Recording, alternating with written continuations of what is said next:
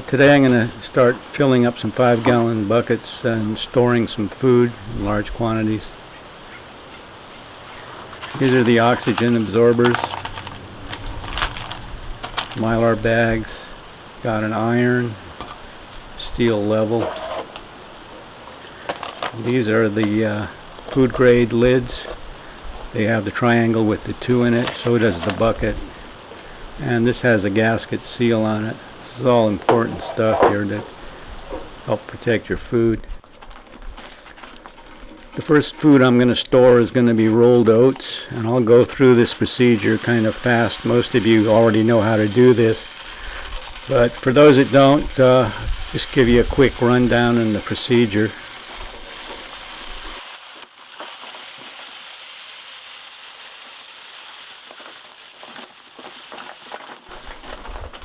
Once you open your oxygen absorber packet, you'll want to put them in a jar and not expose them to oxygen unnecessarily. Now I put one small oxygen absorber down towards the middle or bottom, and then the large one on top.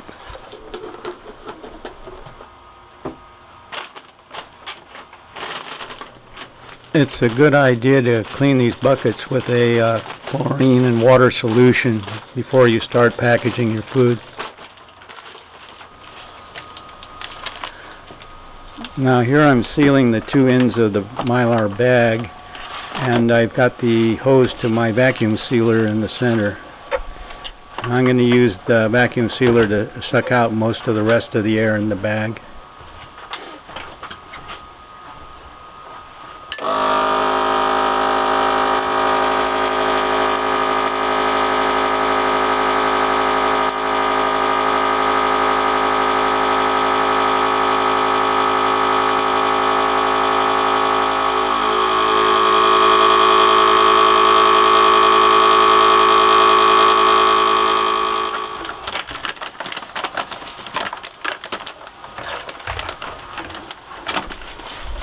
Now I'm going to seal the bag up with the iron. Now this bag is big enough to put 2 seals, so I'm going to put about a 1/2 inch space between the bottom seal and then put a top seal above that.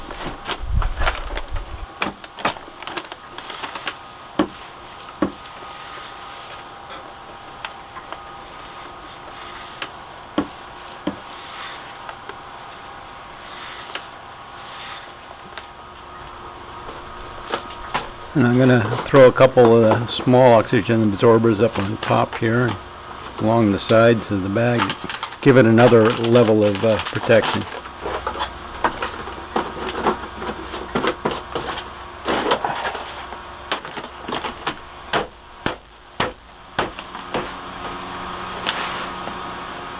I put the name of the food and the date on it, and it's ready to go back on the shelf.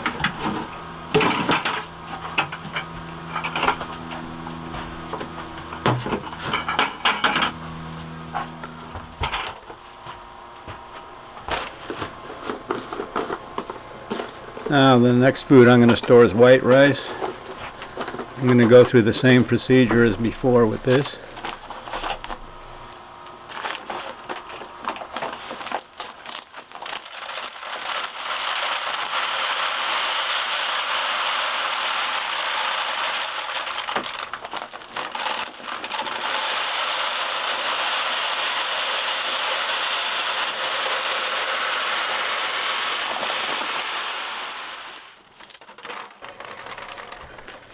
Next is red beans. I'm also going to do brown rice.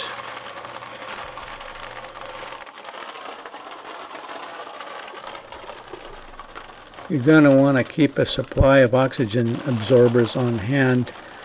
5 years down the road, you open these buckets up, you're going to need more oxygen absorbers. The best thing is to get some large mason jars and put one of the small oxygen absorbers in it, and then fill them with rice or beans or what other food you got. That'll keep them fresh.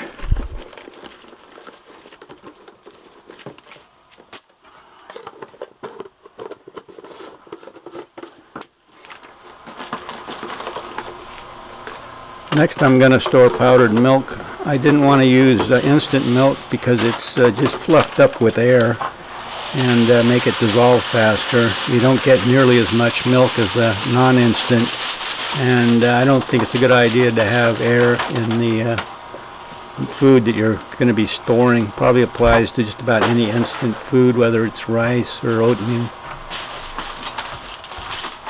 Anyway, I'm going to do some non-instant milk later on if I can find some at a reasonable cost.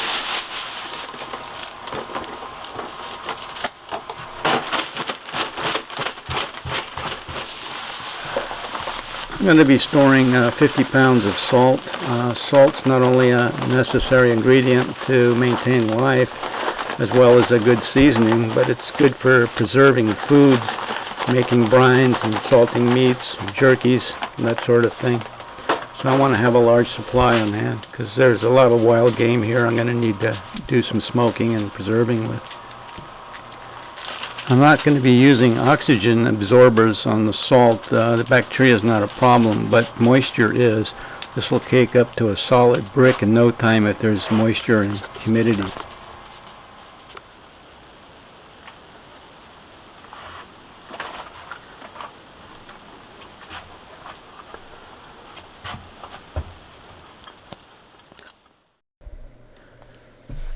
Now, something else I'm going to be storing, and something you should know about, is self-rising flour.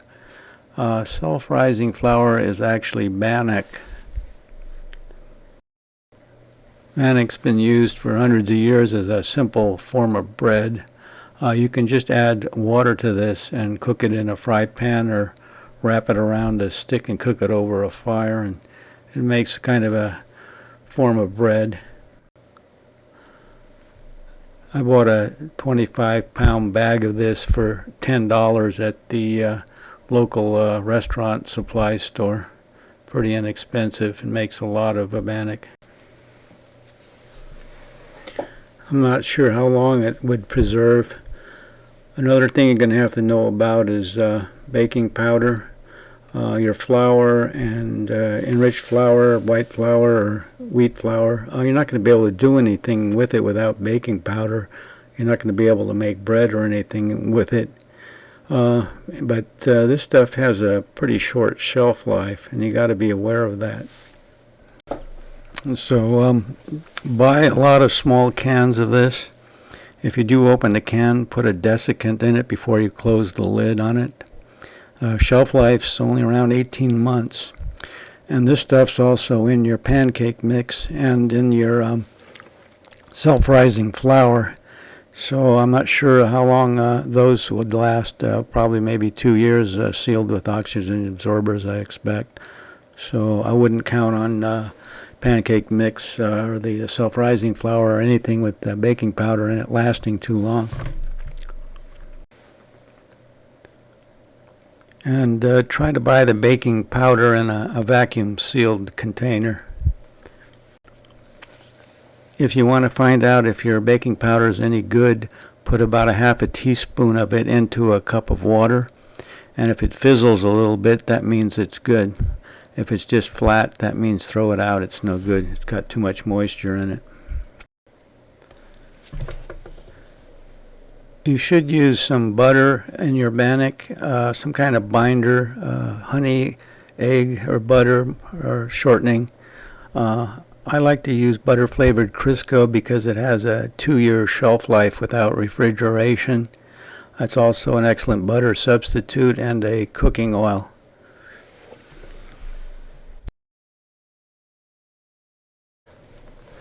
Now you have to give some thought to how you're going to cook some of this food. These beans can take 2 to 3 hours to cook, and that's going to require a lot of time and fuel to do that, and that's a lot of work to go through for a plate of beans.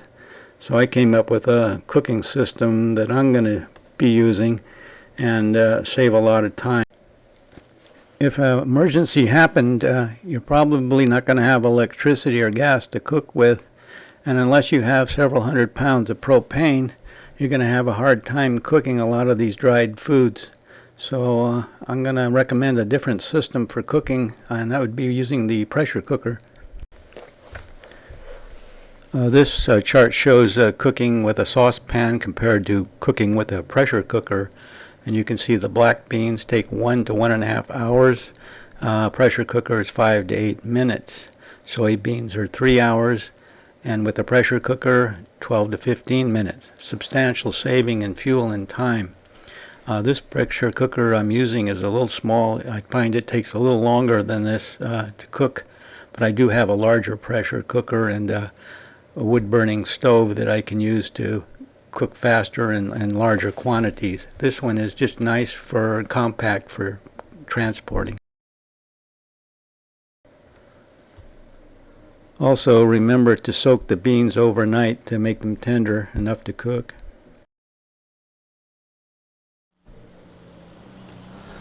This is the GSI outdoor pressure cooker, the LE wood gas stove, and the Power Film AA battery charger, solar charger. Pressure cookers will cook food up to 70% faster, and they'll save you a lot of fuel and time. The LE gas stove. I got a USB to 3.5 millimeter to the solar panels, and the 2 AA batteries. That'll run the fan in the LE cooker. This is a very compact system and very efficient. It can be carried along with your bug out bag equipment. It isn't that bulky or heavy. And you don't have to rely upon any other fuel other than a few wood twigs and a little sunshine to get the energy to power everything here. This weight is what controls the pressure. Under pressure, things cook faster. Has a little vent there when you first start it up to evacuate the dry air. Without refrigeration, storing food is going to be a problem. So you can also use the pressure cooker to preserve food. These are little half-pint jars, and the leftover beans that you'll be cooking or rice, you can store in these jars, and you'll have a pre-cooked meal ready to warm up, and they'll keep them for up to 2 years and keep them fresh. This is part of an aluminum pie tin. It keeps the jars from overheating it and touching the bottom.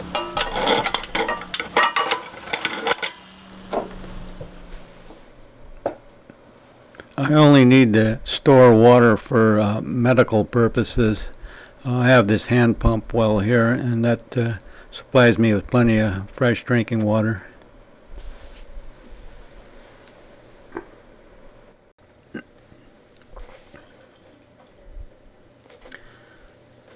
And I also have a year-round stream, and the water here isn't the greatest quality. And I went ahead and I built a 2-stage bio-sand filter to filter this in case I have a problem with the well or the well pump.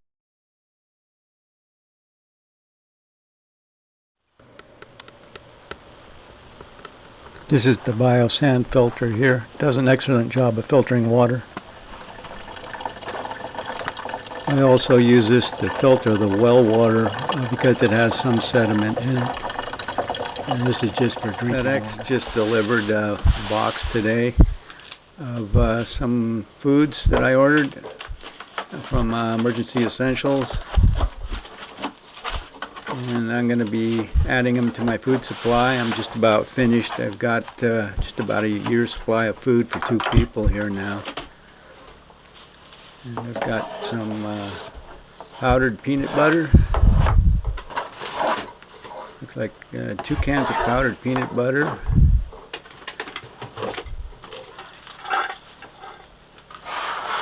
This is some Asian chicken, Asian style chicken, and some cereal, some breakfast cereal, cracked cereal. And these are the chocolate chip brownies, the only MREs I really like. Your best deal for long-term storage is this LDS online store. They have free shipping with this. This stuff is heavy, and the free shipping saves you a lot of money, plus their prices are reasonable, and they usually deliver within 3 days. This stuff has a 30-year shelf life at room temp. They don't have a large selection, but they got the basics there. They also have a sample kit.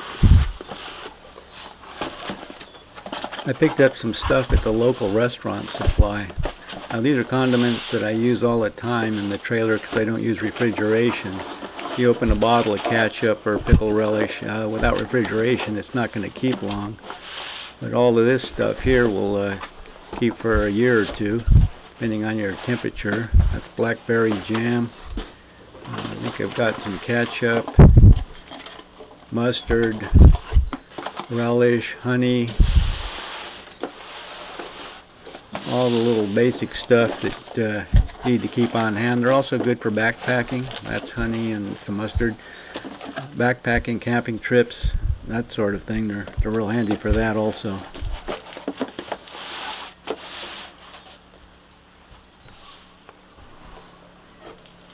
This is a number 10 can of sprouting seeds. There's 8 different types of sprouting seeds on here. There's videos on YouTube to show you how to make these, but in 4 days you can have a nice mixed vegetable salad, real high protein, real nutritious bean salad made out of the bean sprouts. These are the lids you need to make the sprouts. Only takes 4 days. Fill up one of these quart jars full of bean sprouts. You'll need a bunch of these quart jars for canning and storing food in. These lids are reusable. I've heard people using these over 50 times, so having a few of these on hand will save you from storing a bunch of the regular lids. I've got a couple pressure cookers I use to can foods with. Honey, the ultimate survival food, lasts forever. Can use this on your biscuits, on your pancakes, use it as a sugar substitute, much better than sugar. This is 5 1/4 pounds of instant mashed potatoes, 72 servings. It was only $5.28 at the local restaurant supply. I bought about 4 cans of those. That's a lot of food for the price. Butter flavored Crisco, use it as a cooking oil and a butter substitute. Has a 2-year shelf life without refrigeration. It's handy to have without refrigerator. This is baking powder. You'll need that to go with your flour so you can make biscuits and pancakes and bread.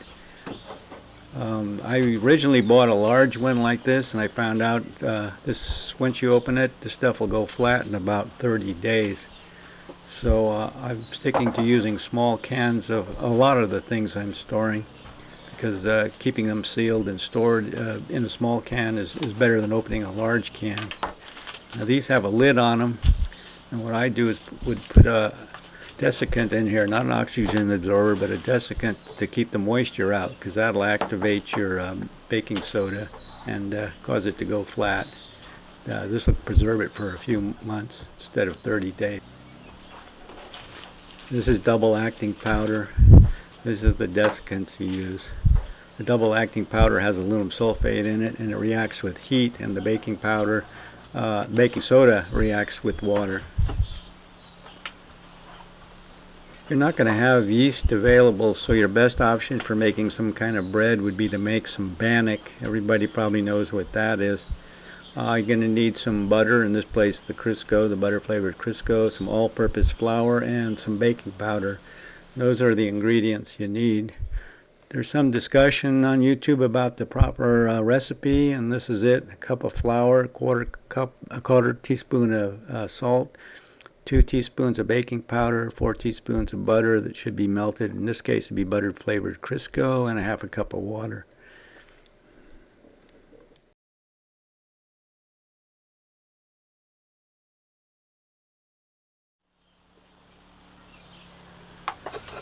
You can make a single activated form of baking powder just by using baking soda.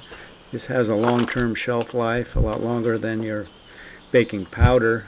You'll need to mix something acidic with your Bannock, like honey or orange juice. I have blackberry here. I can mix that with the water. Something acidic to react with the baking powder. But it's single acting, and you'll have to mix it and knead it very rapidly and get it on the stove as soon as possible. Another means of storing food for long term without using refrigeration is to add an oxygen absorber to the jar, and so you have some dehydrated vegetables or some jerkies. Even in your number 10 cans, when you open freeze-dried stuff, to put an oxygen absorber in it. That way it'll preserve it for several months instead of weeks. So you do need to store a lot of these 1-quart jars, not only for your canning, but preserving other foods.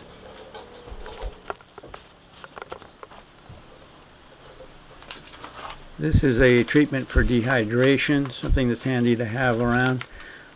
This is a chlorine tablet, pool chlorine. You can get them at your pool store for $2. I vacuum seal them because the fumes are corrosive. You'll need some regular sugar. I use raw sugar myself. Some salt and some potassium tablets and some water. You'll need some couple of cases of this water on hand to make sure it's pure water, and you can treat dehydration from Giardia cryptosporidium, and especially good for treating cholera, which will be a problem in an earthquake or flood, especially during a flood. There's a big epidemic of it in Haiti right now. You'll need to treat your patient sponge bath with the chlorinated water. You can also use the chlorine to purify the water. It's best to boil it also and mix your sugar and salt. Now the recipe is critical. 2 teaspoons of sugar to 1/2 teaspoon of salt in 1 quart of water. And these ingredients are common that you have around, and it's excellent treatment for any kind of dehydration, diarrhea, and vomiting.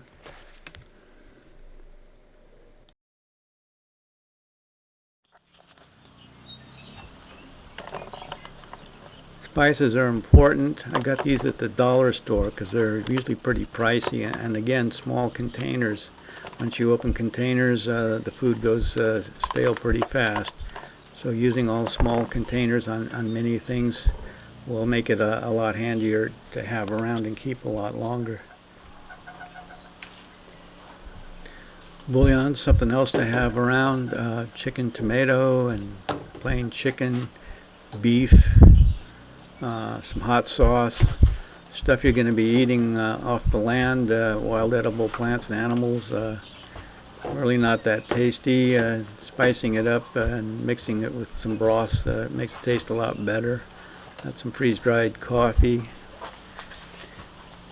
Probably better to use the smaller containers than these two. This is the beef bouillon, and that's just about the right size container for these. This stuff has a pretty long shelf life, but the smaller containers will keep it fresher longer than the large.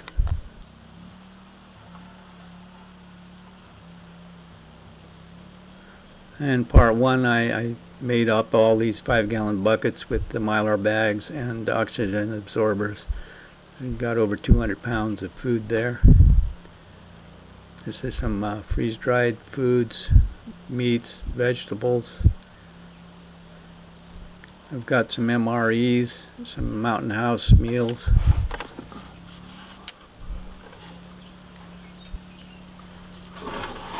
I've got about 50 pounds of salt also, and that's for preserving meats, making jerky and brine, storing fish.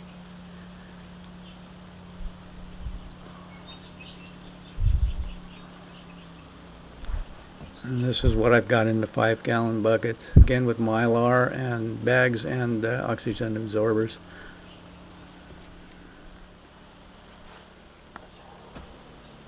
This is my food smoker and some extra propane tanks for the trailer. I don't normally show my guns, but in this case I thought I'd mention the one gun that I'd recommend for somebody that's just maybe purchasing their first gun, or is interested in buying a more versatile gun. And that's the Remington 870 Express Combo.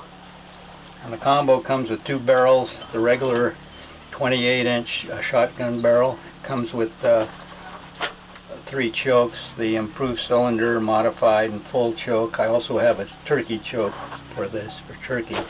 So you're able to hunt everything from quail to bear with this. This barrel here is the rifled slug barrel. Most of the wildlife areas will only let you hunt big game, deer and bear with the slug gun like this. It doesn't have the range of a 30-06, but out at 100 yards or so it's quite lethal. Good home defense weapon, as well as, like I said, you can hunt any kind of game there is with this, from quail to bear. The rifled slugs, if you haven't seen those, 12 gauge slugs. This is a 3-inch gun, adequate. That's what a slug looks like. And then the regular shells, 12 gauge shells. This is number 2 shot. I need a selection probably between number 8 to number 2 or BB, probably triple-aught buck. Variety of slugs depending on shells depending on what you're going to be hunting for. And I've got to get a bigger supply of shells for it. And considering, you know, if I'm going to supply shells for a gun, I've got several of them. This would be the gun I get most of the shells for, since it's so versatile. It's good for home defense too. Anybody doing home invasion hears that noise. I don't care what they're carrying for a weapon, they're going to be running when they hear that. So all around home defense. And this will hold about 4 rounds of the 3-inch shells. So it doesn't hold a lot of ammo, but you won't need a lot of ammo with this.